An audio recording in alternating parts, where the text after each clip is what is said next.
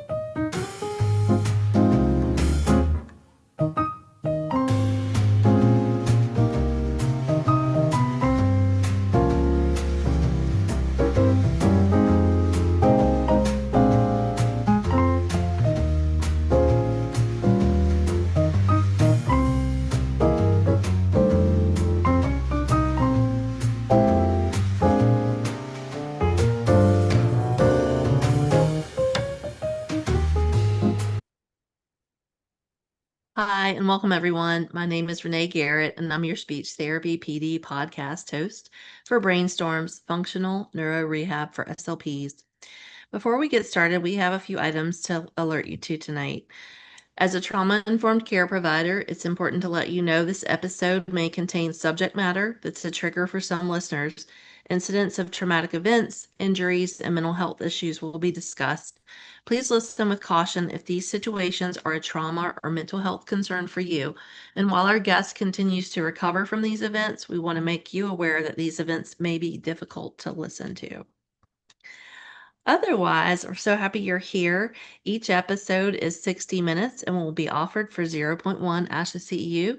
If you're joining us for this live episode and your state license requires live CEUs, be sure to complete all course modules, including the one that says complete course, before the end of the day on your Speech Therapy PD account. Here are the disclosures. Our guest, Laura Morgan, is the owner and founder of Sound Mind Insights and is a paid employee for Metro Therapy Center in Gaithersburg, Maryland. She's received some compensation for presentations on her experience as both a brain injury survivor and a speech language pathologist and certified brain injury specialist trainer.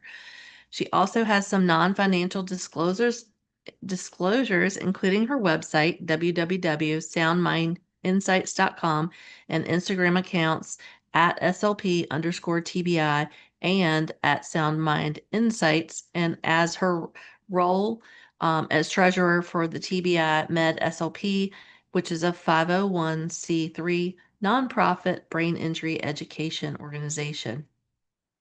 My financial disclosure is that I'm the founder and owner of Brain Bridge Connect LLC, and I do receive financial reimbursement from Speech Therapy PD for the podcast and other presentations. I'm also the secretary and president-elect of the Communication Disorders Foundation of Virginia. Questions will be written or can be written in the chat box or the Q&A and will be answered throughout the presentation. Now we welcome our guest, Laura Morgan, MS, CCC, SLP, CBIST. Laura in 2012 had earned her master's in speech language pathology and started her clinical fellowship in Frederick, Maryland. Halfway through her fellowship, Laura was a buckled passenger in a serious motor vehicle accident. She sustained a moderate to severe brain injury in the accident, but as a result of the long rehab process, she gained a unique perspective on head injury within the field of speech pathology. Laura shared her clinical reflections as both a provider and a recipient of this discipline in articles and over 50 multimedia presentations. These can be explored on her website at www.soundmindinsights.com. She loves working with individuals and leading groups at Metro Speech Therapy, and she desires to inspire and assist others in finding hope after brain injury. Laura, I think that's really where you and I connect because I always say I sound really sick and twisted because I love a good brain injury patient, but it's just I think when you have that calling and that connection to patients with brain injury, it's a really special connection, but it's also something that we learn so much from and gain so much in our clinical practice. So thank you for being here and thank you for being so forthright and sharing your story. Oh, it's my pleasure. Thank you for having me. Of course. So I always love to ask people how they got into the field, and I don't know if people like hearing it or not. I like hearing it because I think everyone has such a unique story. Some people's story is really like, oh, this is totally by accident, or my parents made me go to seventh grade career day, or or whatever the case may be, and they landed on the field. So, would you share with us how you came into the field of SLP? Sure. In high school, I took 3 years of American Sign Language, and that really got me excited about working with the deaf population. I went to James Madison University, and I received their undergrad degree in communication sciences and disorders. And honestly, I'm surprised I didn't end up in the audiology realm because of what took me to the field, but I love being in the speech pathology world. And I had one professor who, in one conversation, just really encouraged me to go the speech pathology route, and I've never looked back. That I really didn't know that you went to James Madison. I did adjunct teaching there over the Oh, last couple of years. So yeah, that's oh, small cool. world. Yeah, go Dukes. Yeah, right. I'm a Monarch, so go over to you, Monarchs. Okay. But I've enjoyed my time there and certainly made really a great connection. It's a great program, and we're really fortunate. You're in Maryland, I'm in Virginia. We have some really great programs in our region that Yeah. produce. I hate to say a product, but kind of feel like we're a product when we're talking about productivity, literally all the time. So, Yes, yes. so that's funny. A small Yeah, small world. that's cool. I didn't know that either. I loved JMU. It was great. Yeah, it's such a beautiful area too. Hmm. Like the Hmm. mountains of Virginia. Yeah. If you all have not been, highly Oh, recommend a beautiful. visit. Um, so tell us a little bit about you, your life. What was it like before your brain injury? I know, grad school, of course, can be a bit traumatic, but just That's tell us true. what was life like before the things happened. Yeah, all the things. So, spring of 2012, that's a quick story. Right before graduating from my master's of speech pathology program, a good friend from the grad program and I um, spontaneously decided to perform an open mic night, me playing cello, her singing, and we were playing a song that she had written about a friend who died in a car accident. Oh Premonition. wow. Um, and we were very surprised to find out when we arrived for the open mic that it was actually a competition. We were even more surprised when we won, which was kind of the best scenario. Go into it not knowing it's a competition, so we weren't nervous. And yeah, so then after grad school, I moved back to Maryland and I started a clinical fellowship in a long-term care and rehab facility. Hmm. My goal was to work in a hospital as a med SLP. Um, and so I was going to get my CF at the long-term care. So yeah, I met and became really good friends very quickly with my fellow CF, SLP CF, Anna, who you'll probably hear about later. We've stayed really close and we've co-authored and co-presented together, but uh, I was only there for 4.5 months when my grandmother passed away. Mm, So that sets the scene. Should I yeah. go into it?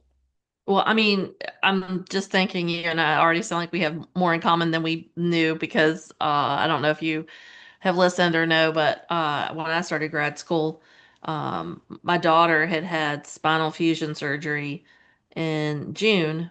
I started grad school in August, and my dad passed away in September. So Wow. Wow. my husband was deployed. So, Oh, wow.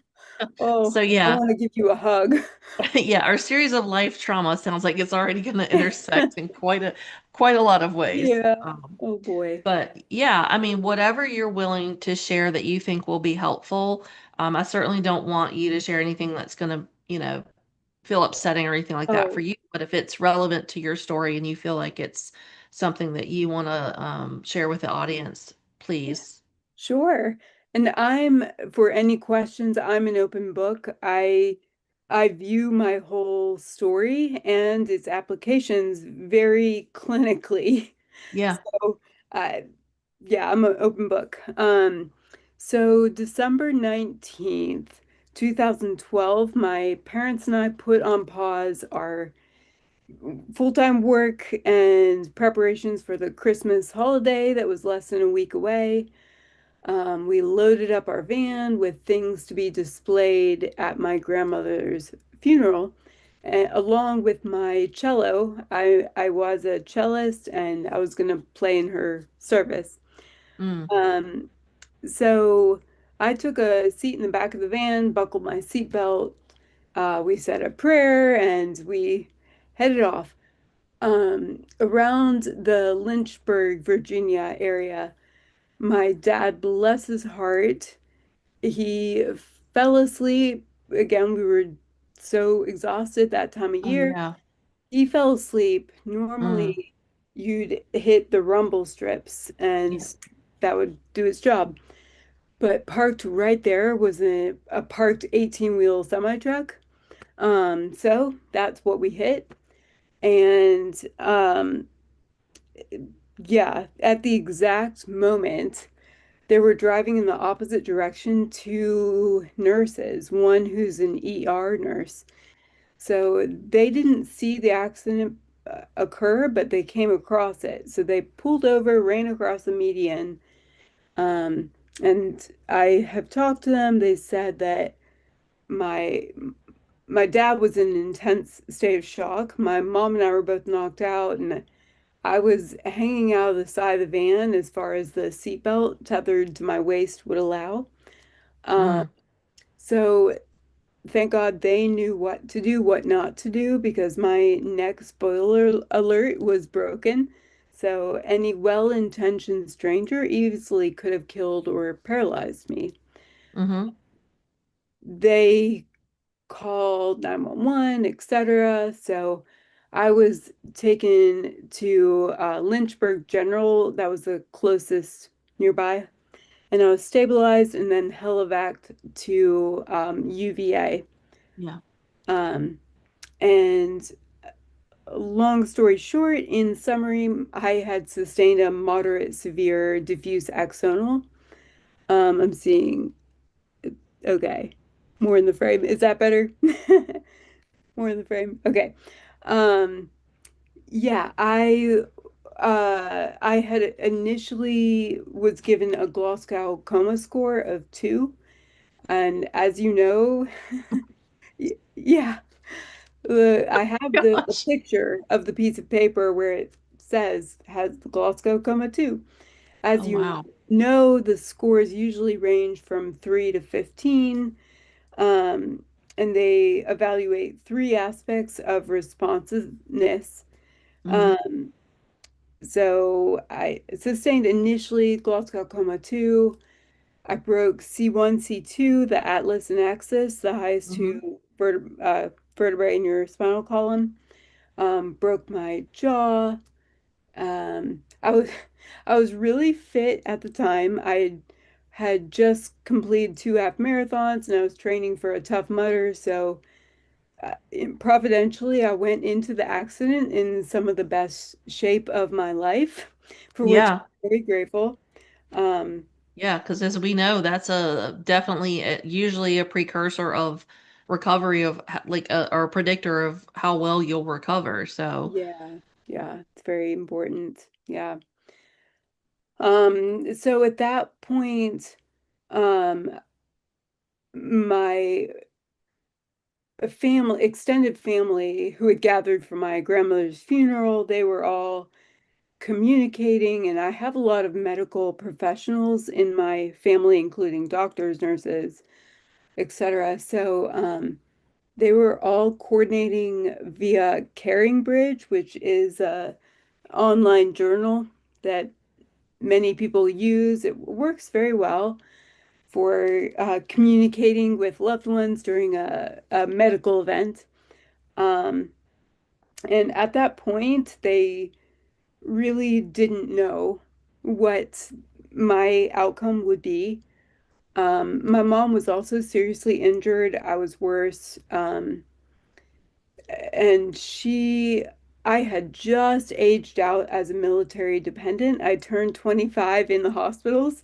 Um, but I, up until that point, I was a military dependent. My dad was biomedical engineer. Um, and so my mom was in a military hospital. I was in a civilian hospital, and just, crazy family spread between two locations. Yeah. really two worlds, let's Yeah. be honest. I Yeah. mean, I'm a military retired, well, my husband's retired now, but I'm a military spouse and it is very working in the hospital as I did for many years and being a patient in the military hospitals, two very different worlds. So Mm, yeah, I totally get what you're saying. yeah. Are there any other details I can fill in for you with the accident or any questions? No, I mean, I think that's, when we're thinking about C1, C2 fracture, Yeah. obviously we're talking brain injury, but did you also have symptoms or residuals of spinal cord injury? Because obviously with a fracture, Mhm. typically in those two areas, it's not a great outcome. No, it's not. And as you all probably have heard of Christopher Reeves, Hmm. Superman, he broke C1, C2, Yeah. and we know his outcome. I was bedbound. I was in medically induced coma for about a week, and then was in hospitals for a total of 3 months, none of which I remember. It's all completely gone. But during that time, I was bedbound and then worked up to, wheelchair. And then I think I was discharged in a quad cane. Mm. Or I was discharged in a wheelchair with also some quad cane. But my left side is the affected side. Um, Fortunately, for convenience sake, I am right-handed. So that's been nice. Probably less conducive for therapy because I do have to literally tie down my right hand in order to remember to try to use my left. Um, that's called constraint-induced movement therapy in the Yeah. PT world. Speech pathology, we have a version of it for Constraint induced language. language. Yeah. Yep, yeah. Um, but yeah, that was that. It'll be a lifelong process of recovery. I was a runner and rock climber. I'm not back to running. I've switched gears when I was able to stationary biking. I invested in a Peloton, which has been a great purchase. But I would love to get back to running one day. We'll see. We'll see. Wow. Just a lot, right? So, when you're talking about being discharged, was that from acute care into like an inpatient rehab facility? Did you get to go in that realm? Oh yes, yeah. Okay. All the the different settings. I've done them all. Um, yes, it started at out or inpatient rehab at Innova, Mount Vernon. Hmm. Yeah. That's where I also started outpatient therapy. Mhm. And then I've done uh, a number of others outpatient. And Wow. yeah, I did grieve for a while that I was always I felt like, oh, it's not a broken leg. You're not going to work work out past a brain injury of moderate severe. But when I cognitively reframed it as, I love working out. So when I was able to look at my need for continual physical therapy, physical challenges, challenging myself, if I looked at that through the lens of it just being a specialized kind of working out, then I was okay with it. So that I think is a theme that I'll come back to of the cognitive, all those strategies like reframing and the principles of neuroplasticity. Oh, Yeah. I get fired up. Yeah, you need to meet my friend Sarah that was actually just on the podcast a couple weeks ago who does adaptive fitness. Oh, I need cool. to connect you guys because Yeah, she's very in cool. Virginia with me. Oh, cool. That would be cool. So so you talked about your journey of like, medically induced coma, not really having much of a memory of the Mhm. first 90 days. Um, what's your first memory after the accident? What's that like? Yeah, and being the more typical of speech pathologists, I definitely have an A-type bend, and I would love for there to be a date on which I could say, okay, my memory started there. Yeah. But unfortunately, that isn't how it works. My memory kind of faded in, drifted in at certain points. So there's no exact point, but I have, and I was compared in the family, we would compare me to Dory from Finding Nemo because I did work up from memory span of like 2 minutes. Yeah. Yeah, to it's slowly improved over the years since then, but I've really uh, related to a quote by Maya Angelou that I'm going to read that to you. Many of you have probably heard this quote. It's, I've learned that people will forget what you said, will forget what you did, but people will never forget how you made them feel. And I really felt that with poor short-term memory. Hmm. I would hold on to, unintentionally, but I would hold on to what had emotionally impacted me. Sure. So that has greatly impacted how I approach therapies that I lead now, Hmm. is that I do want it to be an encouraging environment. And I want them, my clients, I want them to feel like we're on the same team. Hmm. I may be, I have some education in this, and I'll hope to be able to use that to help, but they're an expert in themselves and what will encourage and discourage them individually. So both participants are really crucial for speech therapy. Oh, yeah. I say that all the time. And I've gotten, I think the longer I've been in the field and specifically work with brain injured patients, I usually will go in, especially if the caregiver's there, and say, listen, I'm probably going to be different from people that you worked with because I'm not going to be relying on worksheets. And I want you to tell me what you want. What do you want to see come of this? And the caregiver, include the caregiver, like what are your challenges? How are you feeling? How can I support you? What do you know about brain injury? What was the education level that you were provided? And I think that's because, my dad had a stroke when I was 25, so I was on the different end of the spectrum before I ever became an SLP. And it really does, I think for most of us who've been in a different world, a different realm Yeah. prior to being a clinician, or in the middle of, you're in the middle of your CF when this happened. You're Mhm. still learning the ropes. I mean, I think it takes a long time for us. We have so much education when we come out of school, but we have this almost generalized education for a lot of different areas. And there's a lot of different niche areas for us when we get out into the real world, right? We can go into schools, we can go into neuro, we can go into just swallowing, we can go into only dementia. It's so nuanced. And I think when we work with our patients with acquired brain injury and TBI, it's just a little different because the perspective for you as a clinician really has to be different. You can't go in with this very, like, I hate to say dictator approach, but that's that box. The Okay. box doesn't work for these patients. Yep. It just doesn't. I've worked with brain injured patients who are a result of a fight or an overdose or a domestic violence incident, car accidents, of course, motorcycle accidents. The spectrum is crazy.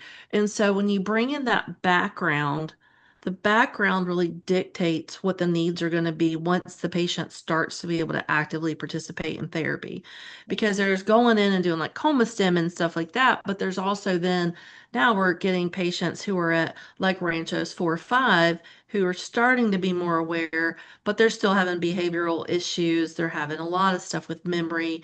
Sleep is a problem. Light is a problem. sound is a problem, too much visual stimuli, and, being in a big PT gym, there's too much. Yep. Yep. And so I think when your perspective is so crucial because you experience that, so you really get it. Hmm. So Yeah. how do you bring that from your experience into um, how you approach patients? Was that something that I guess I should back up a little bit and say, how did you get you're halfway through your CF? How did you get back and finish your CF? That would be a Oh, starting point. okay. So And we'll therein go back lies to the the other tale. part. Well, I'll go into it that therein lies the tale because when I'd recovered enough, I started volunteering at Walter Reed National Hmm. Military Medical Hospital that was really close by to where I was living. Um, and as a Red Cross volunteer, I did hundreds of hours volunteering with data entry and stuff during that time. And then I did the same thing at the Stroke Comeback Center in Virginia. Hmm. Um, and during that time, I found out that my limited license expired. I realized 1 month, 1 month. And at that point, I had uh, somewhere where I could have fulfilled it, but um, so I sent all of this documentation to the board, saying that I wasn't just sitting at home twiddling my thumbs, I was fighting for my life. Um, I was also part of a 10-year longitudinal study of TBI at NIH, National Institutes of Health.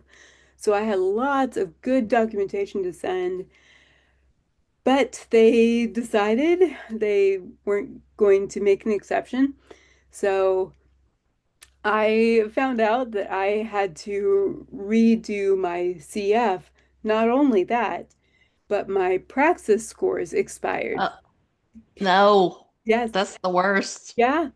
Um, Thankfully, I didn't know everything from the get-go.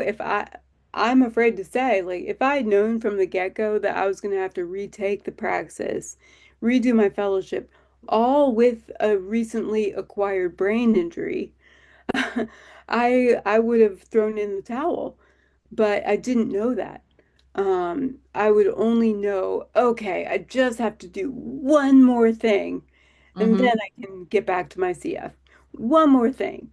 It ended up being, yes, needing to redo my whole CF, retake the praxis.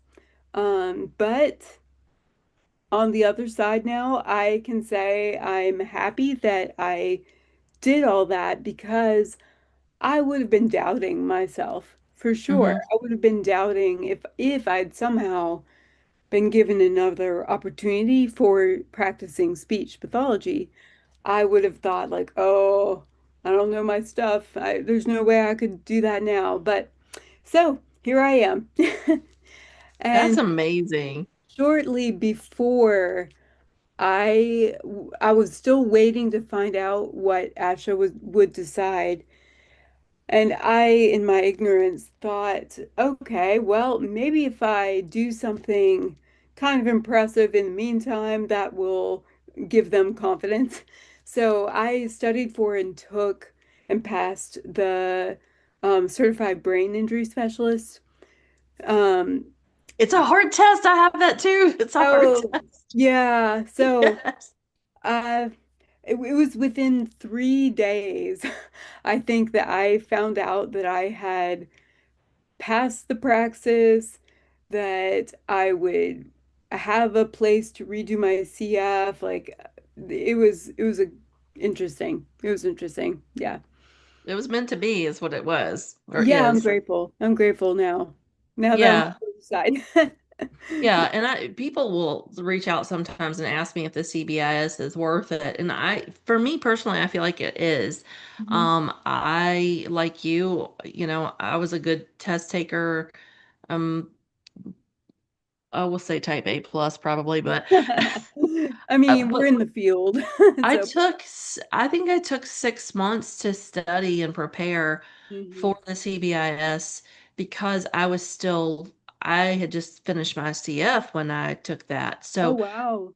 I had a lot to learn, but I Wow. had been primarily working with brain injury patients, Oh, but cool. I got an 80 on the dot. You have to get an Ooh, 80% to nice. pass, and I got an 80 on You the did dot. it. So I was like, You did it. well, I might suck, but I No, still pass. passed. Pass is what matters.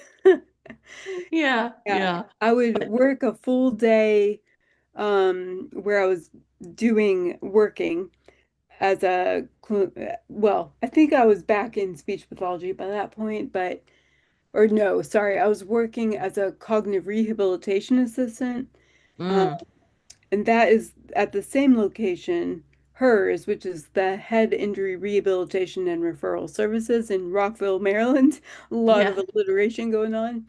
But I was working there as a cognitive rehab assistant when I was studying for the praxis and the certified brain injury specialist test. So I would work a full day and then go to Starbucks or Panera and study till it closed and they would kick me out. And whew, glad those days are done.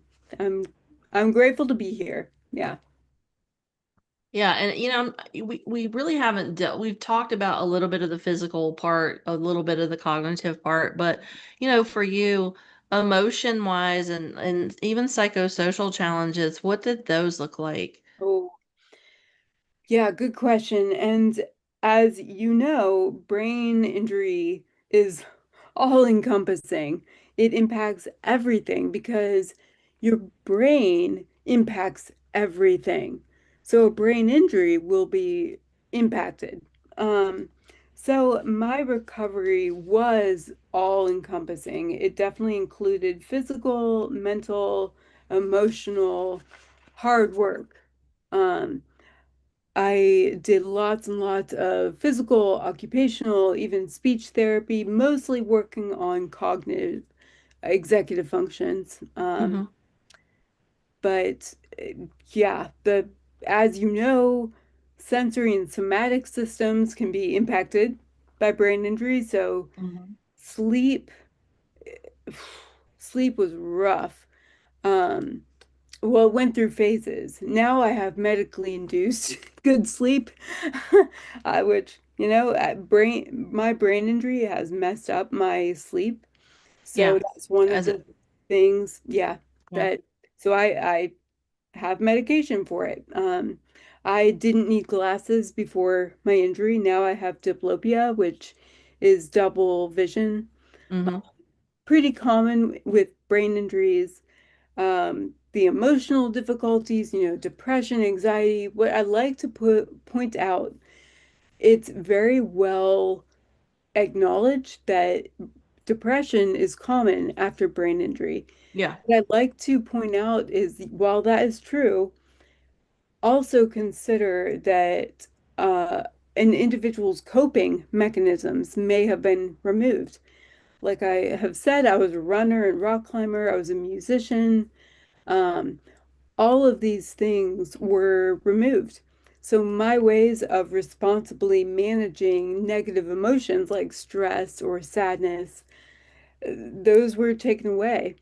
Um, yeah, so that's there's a lot to consider for, yes, you may see a patient is presenting with depression.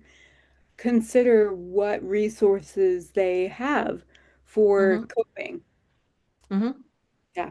Yeah, and we do have a question, but I have a question Mhm. that kind of is Cool. leading off of what you were saying because I have one of my children is a musician as well, and that was always also he was also an athlete, or was an athlete as well. But the by and large, the music piece is always the thing for him that was the stress reliever. So how, when you mentioned, I'm sure you invested a lot of time and effort learning to play the cello.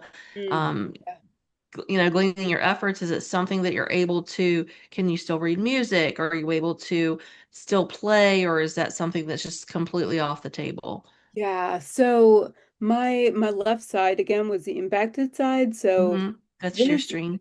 this is impressive, believe it or not. It took Yeah. me a couple years to be able to close my hand into a fist. Mm-hmm. So I call it the claw. It's and one of my therapists called named it Percy for perseverance.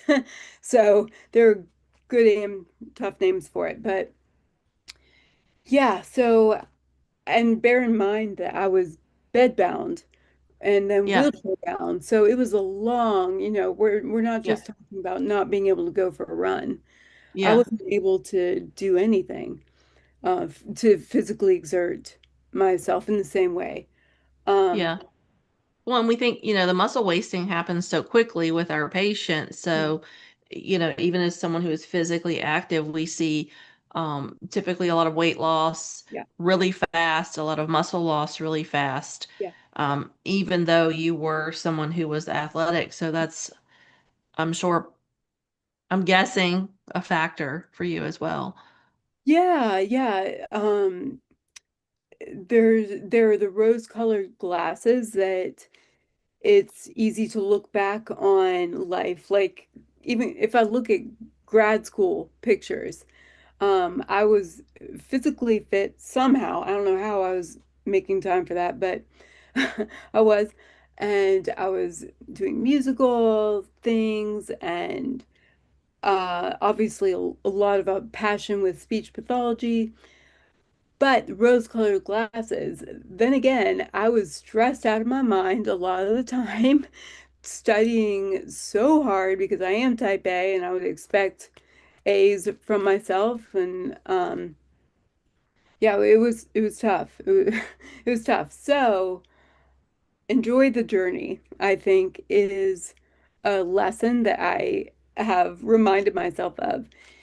Because I am that really determined, goal-oriented type, before the accident, I and during my CF, I'd actually stitch into a piece of burlap the phrase enjoy the journey. And I had a squiggly line twisting around like a map with mountains around it. And the point was, it's not just point A to point B. Enjoy the process too. Hmm. So during my recovery, I would look at that and be like, "Are you kidding me? This is not, I can't enjoy this." But there's something to be said for being in the moment. And even when my memory couldn't, I was forced to be very in the moment because I couldn't remember what happened yesterday. I didn't know what was going to happen tomorrow. So I was forced into the present moment. Mm. I've got some funny brain injury stories if I can insert those here. Is that okay? Yeah, yeah, and we'll Okay. come back to Nancy had a question, Oh, but we'll. oh, yes. Okay. Well, actually, that's okay. I'll maybe I'll get to that later. But yeah, let me take a question. So Nancy just said, "Thank you for sharing your story. Your determination and persistence is inspiring. Can you talk about how, if at all, your speech and language were affected by the accident?" Oh, yes. Actually, so I did have speech therapy early on in the hospital. Of course, I don't remember those days. And then outpatient, I did lots of speech therapy, but it was all cognitive. Mm-hmm. I just had an evaluation this past weekend at the Mid-Atlantic Brain and Neurological Rehabilitation, where it was really cool.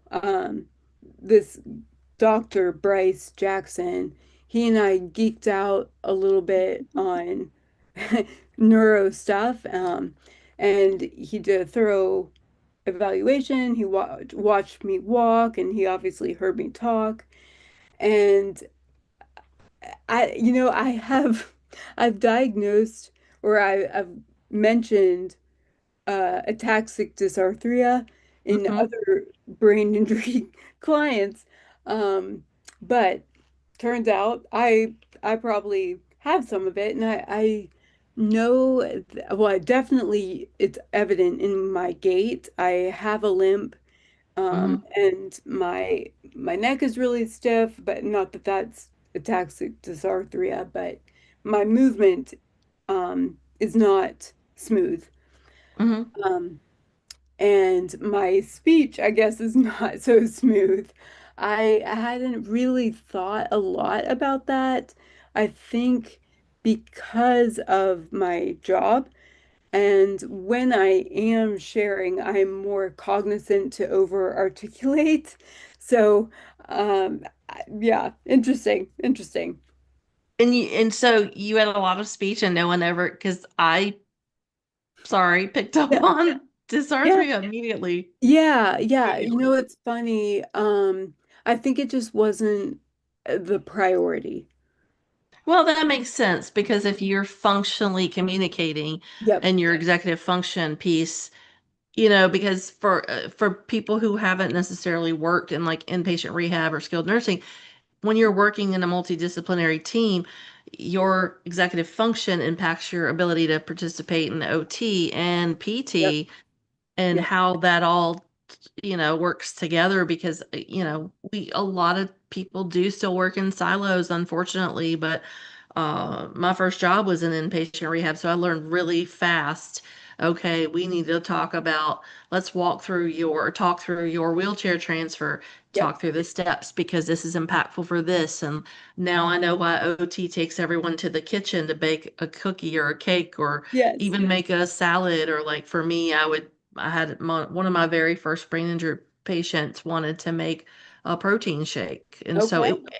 actually really great because these are real life things people do. Yes. Making a grocery list. What do Exactly. you need to make spaghetti? Yep. You got to figure out what the tools are you need. What are the ingredients that you need? And so I think that it makes total sense because you could say, I have to go to the bathroom or Right. I need my hairbrush or whatever the case may be. So they Right. weren't looking at you were intelligible enough that Mm-hmm. you could get your message across. So Yeah. that, yeah, Yep. makes Yep. sense. Um, And Stephanie has a question too. She said, your experience, resilience, and achievements are absolutely amazing. It's so generous for you to share your story with us. The question is, if you're working with a patient who's having a hard time, is there something specific about your own experience you call upon to help that person approach their next goal? That's yes. a great question. Yeah. So two things come to mind. Let's see if I can hold them in my working memory. Um, One thing is what I came to refer to as the double-edged sword of cognitive progress, because I noticed in myself that anytime I was in a phase of like progress, breakthroughs, when people could be like, wow, you're really with it today, Laura, you're doing so well. Simultaneously, I would be experiencing grief, new levels of grief, Mhm. because that is when I could recognize what the mountain before me and what I had lost. So I think greatly important is understanding the double-edged sword of cognitive progress. Expect it, and um, I'd say affirm your clients if they are demonstrating that. Just saying a word of, you're doing awesome. I also recognize that this may be a time of grief for you. Do you want to Mhm. tell me about that? Or something like that. Okay, that was one thing. Um, Yeah, the double-edged sword of cognitive progress, that's one. Two, and somewhat related, is I found when I was going through recovery that I was only remembering the bad stuff. I could go to, for example, a speech therapy session and hear hypothetically 9 things that were great and one thing to work on. I would leave and remember that one thing. Yeah. So, to counter that negative bias, I thought to take a notebook and I titled it my um, Journal of Successes. And in that journal, I would date and write down anytime I experience any little success, even those that I would be embarrassed maybe to brag about to somebody else, like I still have that notebook. And the first time I could tie my shoes, Yeah. despite hemiparesis, the first time I could remember my home address using maybe some internal memory strategies. So I have recommended the Journal of Successes to so many clients. I've even given notebooks to Yeah. clients for that reason, and I highly recommend it. I even recommend it for you, for Yeah. therapists, because we we're often A-type overachievers, and we need to remember the good stuff too. The good stuff that's going on, the encouraging, when we hear the good feedback from a client, or in my world, probably in your world as well, Renee, from care partners, Mm-hmm. since there may not be the awareness um, and all the skills necessary to hear it from clients. But whenever I get a really encouraging feedback, I'll write that down in HIPAA compliant, no names, but a journal I keep in my private space that it's just a good reminder of the good stuff. Yeah. Yeah. Yeah, well, and I think that it's perfect because I have a brain injury client I'm working with right now that's very young and Mm. um she really and you really captured, I think, the essence of what we see with the and it's not just the younger clients, but it's someone who has this life that has happened before and now Yep. this life has changed and there were some other psychosocial issues for her that she never really acknowledged or she kind of just dealt with it before the injury and now those things are very she's very hypersensitive about and Yes. those are the emotional responses that she has to these things that happened in her past and Hmm. it's really hard for those around her to understand why it's so upsetting to the point of tears. Yeah. It's getting better, but it's also dependent on all those other things like stress. Hmm. How many people are present? Did you have a busy weekend? How much sleep are you getting? Are you eating well? Yep. Are you having a little bit of physical movement, even if that means you can't run a half marathon anymore, but you can maybe do 15 minutes of yoga or just 15 minutes of meditate, or whatever that is. And I think it's so important when we're thinking about holistic patient care to ask those questions, to delve into that, to use the journal, like you said, to point out things that, I made my kids peanut butter toast today. That's a huge deal. Yeah. I was able to remember to brush my hair after I got out of the shower, comb out my tangles because, this holy curly mess. But it's simple things like that where um you know if you haven't worked in that realm or you haven't experienced the brain injury realm, you don't realize every little thing. Like the first time someone's able to send a text to their loved one, the first time they're able to remember how to put their pants on and button their shirt or whatever it is, it's a milestone. And all of those things compound because they build upon each other. As you're able to do this, then, maybe you had a really crappy day in PT.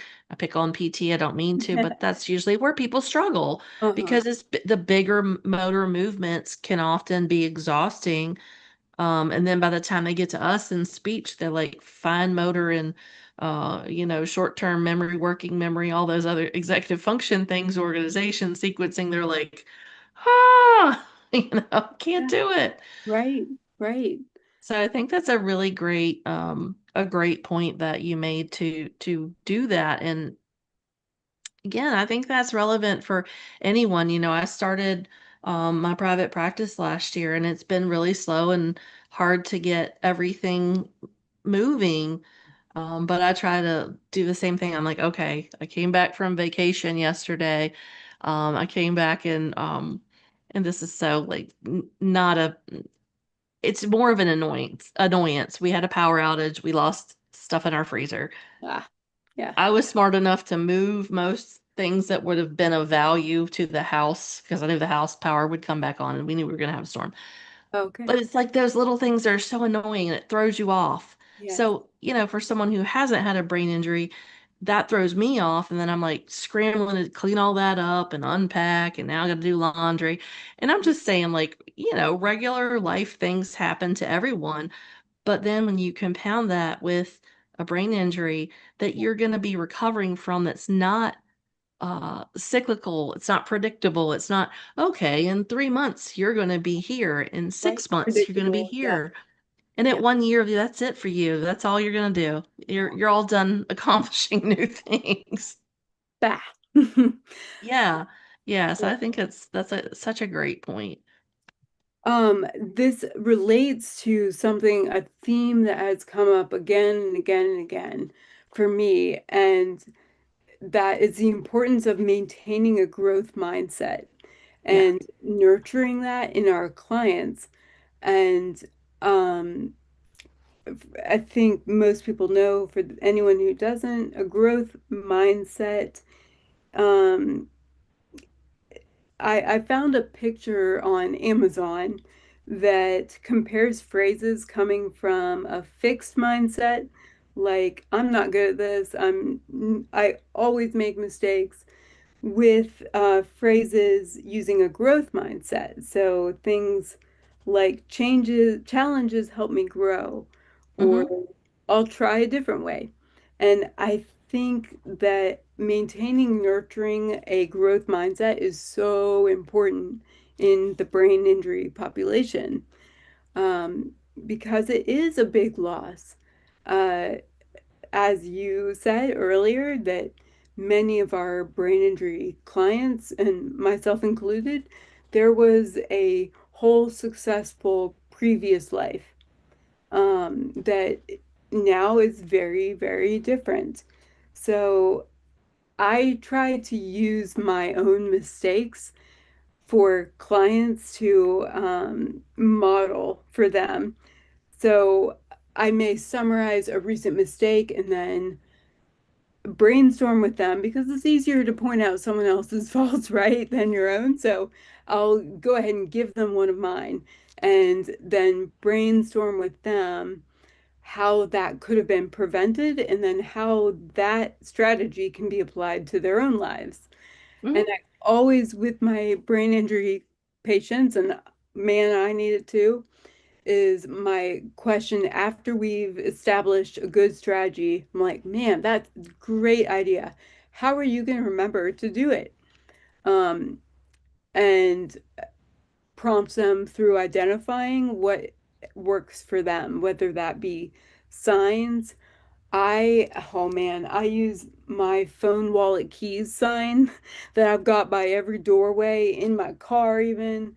So I won't leave my car keys in the car. But I'll use that as an example of, then once you form habits, then you can start fading those external tools, those external strategies. So, yeah. And I always use I'm sure people who have heard the podcast or listened are probably sick of me saying this, but I've used this throughout my career, because when I became an SLP, my husband was still active duty. Like I said, my dad had just passed away. I had two teenagers. What a nightmare. Yes, my Two teenagers, sympathies. two different schools, two different, 40 million different activities, Shoot. different sets of friends, all the things. So it's a Mm-mm-mm. lot. The point is, it's a lot to keep up with. But what would happen is, for me even, but I've heard this from other people, you run, if you're doing a quick little grocery store run, so you need what, three or four items, right? You're not going to write that down. Just three or four things. You can remember that, right? No big deal. You get to the store and you remember three of the four, and you're walking around. Now you bought a bunch of crap you don't need or didn't want in the first place. And you're probably hungry, so there might be some things that are not the healthiest Yeah. choices. And then when you remember, the fourth thing is when you pull in the driveway or walk in the house. Mhm. So if you had just written it down or put it in your phone, Because Yeah. like now I'll text things like I texted the name of the physician so I can look him up later. Yeah. I texted it to myself because I Uh, know I won't remember. yes.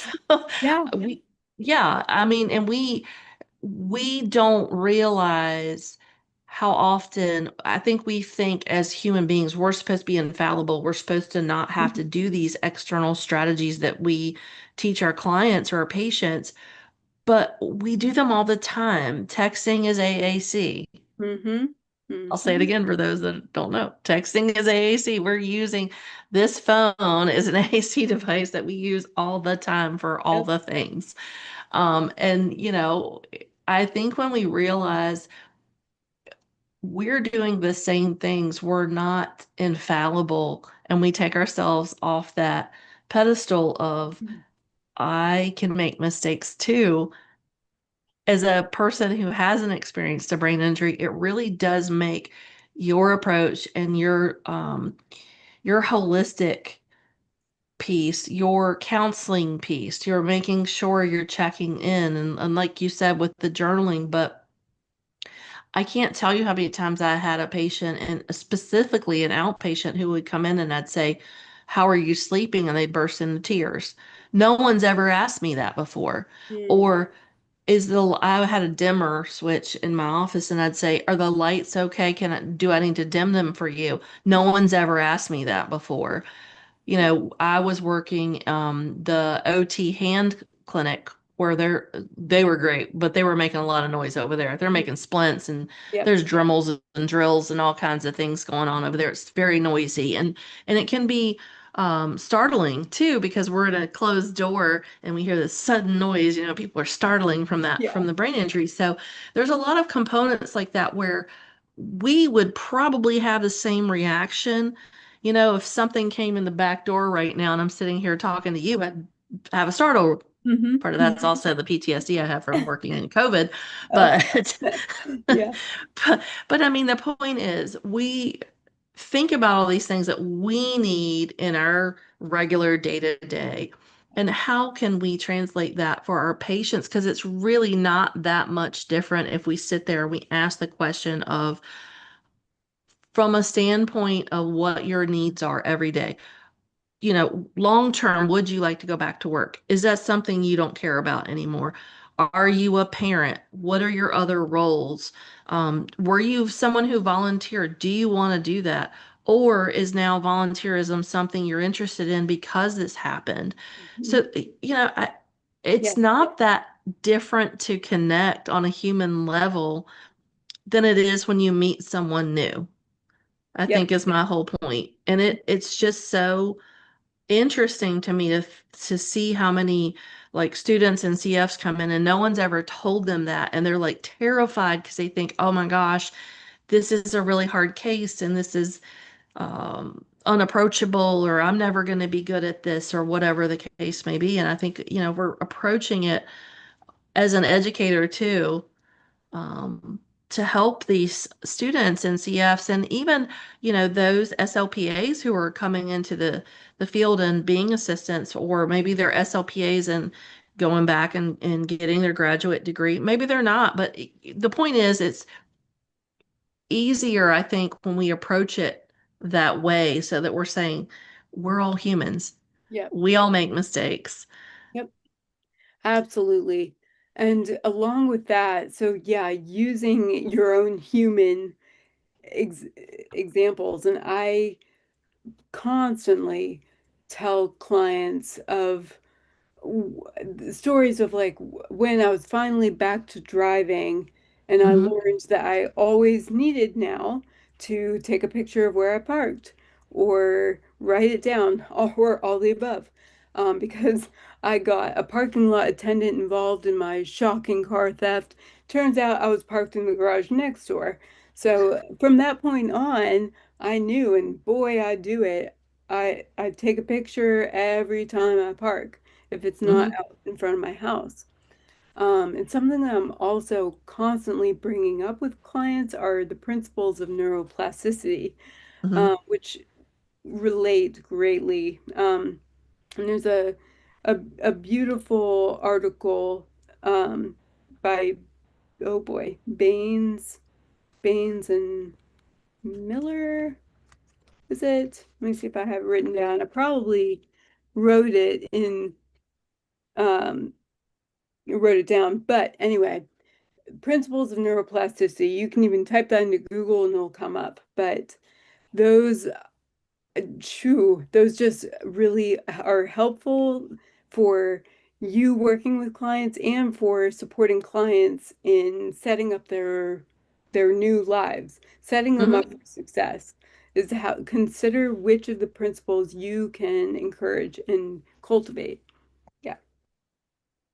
Yeah, and I think and I've talked about this before too, the work that Dr. Leanne Torr and her team out of University of Sydney in Australia with their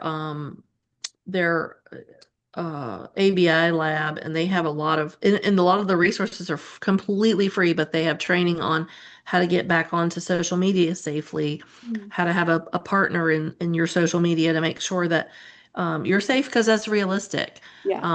They have Right. another one that's conversability that it's YouTube videos of training communication partners on how to communicate with people with acquired brain injuries. And there's other components to it, but the point is we do have resources. We're very fortunate to have free resources.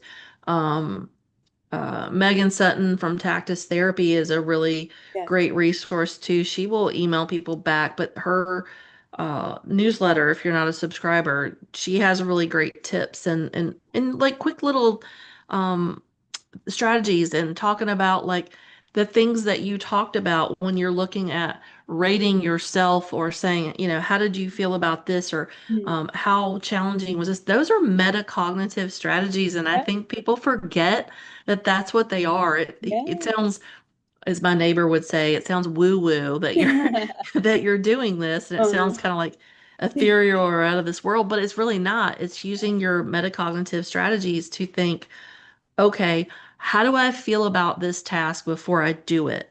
Mm. Yeah. And again, I do that sometimes because I'm like, oh gosh, should I do that? Because I don't, that sounds like a risk, or maybe I don't need to submit that Hmm. article because I'm scared people think I'm stupid or Oh. whatever it is. And then Uh-huh. you do the thing, and then you realize, oh, yeah, I had to work hard at it, but it wasn't on the flip side as bad. Yeah. And I think that's a really good way to relate to our patients Mm.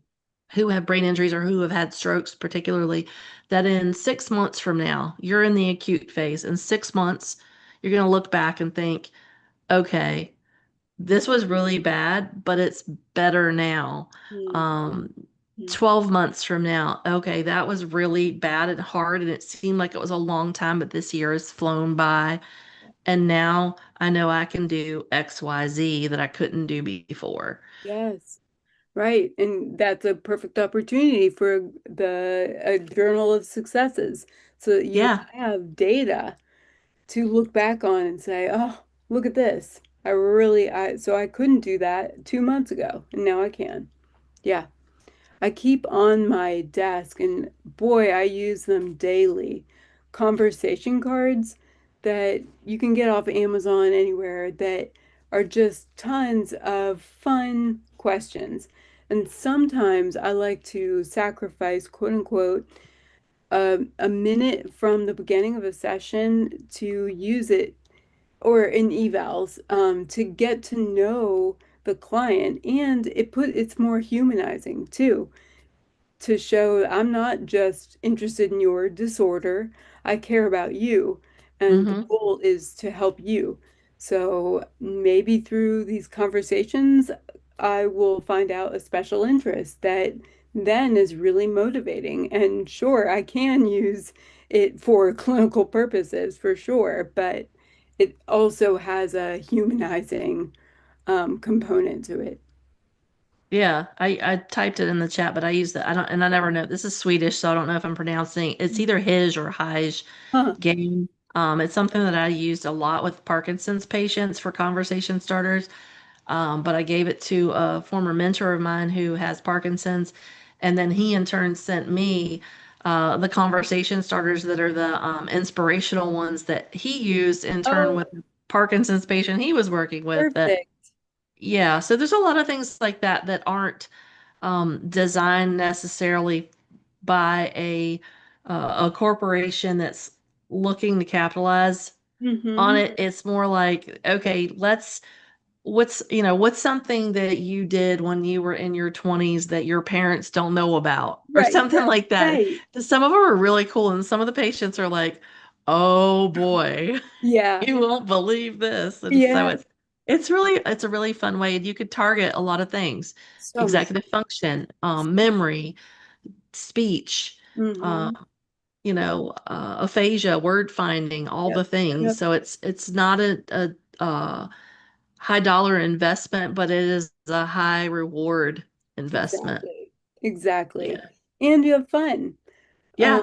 and that is encouraging of neuroplasticity, right? Is that you make it motivating, intrinsically motivating and fun. Um, Yeah. you're going to enjoy it. The clients will too. Yeah. Yeah. I'm looking at the. Yeah. Lori said, thank you for sharing your story and Mhm. suggestions for success journal and growth mindset to use Yeah. for clients and ourselves for sure. But Laura, again, we could keep going for an hour or more, but thank you so much for agreeing to join me.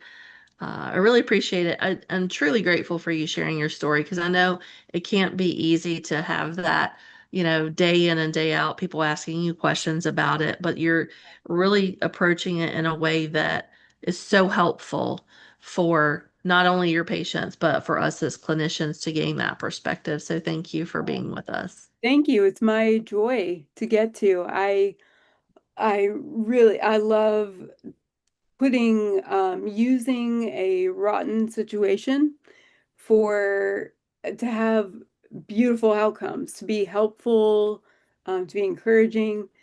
Because yes, there are every frickin' day I deal with impacts, the bad impacts. So yeah, it's a joy for me. So thank you. And if anyone thinks of anything that they want to ask me later, please feel free to email me, Laura at soundmindinsights.com. Follow me on Instagram, SLP_TBI. Yeah, or contact me any other way. Send me a carrier pigeon. Well, just as a reminder, if you are joining us for the lab episode and your state license requires lab CEUs, be sure to complete all course modules, including the one that says complete course before the end of the day on your speech therapy PD account. Thanks again, Laura, and I'll be in touch. So I'm happy to talk with you again sometime soon. Great, great. Thank you guys so much. This was a joy. Have a lovely evening.